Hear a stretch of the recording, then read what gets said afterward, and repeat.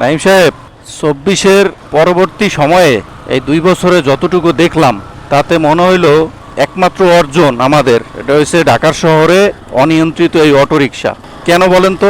কারণ হয়েছে এই 24-এর কারণেই, 24-এর আগে এই অটোরিকশা যারা চালাইতো কোনো না কোনো কাজে তারা ছিল। কেউ কৃষি কাজে ছিল, অথবা কেউ বিভিন্ন ধরনের কাজে ছিল, অথবা ধরেন গর্তের মধ্যেই ছিল। কিন্তু উলি পোকার মতো ওই 24-এর মানে যেদিন 5 তারিখ, ওই দিন মনে করেন সব রাস্তা নেমে গেছে মানে মুহূর্তের মধ্যে।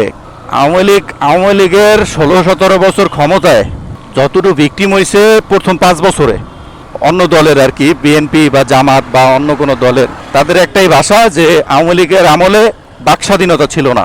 আইরে আল্লাহ, এরকম বৃষ্টি নামবে? এটা হইলো? হ্যাঁ, কথার মধ্যে বাদ ঢুকে গেল। এটা ভালো বৃষ্টি নামছে নাইম?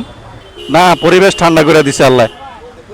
কিন্তু বৃষ্টি হলে তো সমস্যা, বাইক চালাইতে সমস্যা না বৃষ্টি হলে? বেশি নামলে কিন্তু এই জায়গায় দাঁড়াইতে পারবেন না।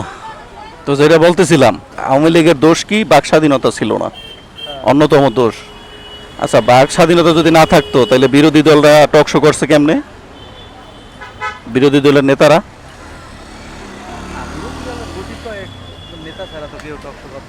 তো টকশো কি সবাই করবে? তাহলে কিন্তু বাক স্বাধীনতা, শোনেন, আওয়ামী লীগের আমলে যে বাক স্বাধীনতা যতটুকু ছিল, এই আমলে অতটুকুই থাকার দরকার ছিল। বলেন কেন? কারণ এই আমলে আইসা মানে স্বাধীনতাটা এমনভাবে দিছে যে প্রধানমন্ত্রীর মাইয়ারে নিয়ে ব্যাড কমেন্টস করে, কার্টুন বানায়, মানে নেগেটিভ ছবি প্রচার করে, তাই না? এত বাক স্বাধীনতা তো বাঙালি করে দেওয়া উচিত না।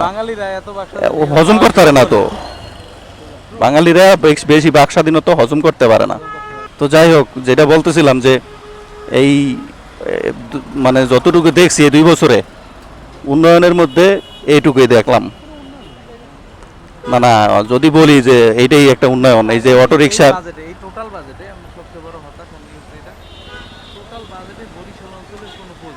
আরে বাদ দেন আপনি এই সব কথা।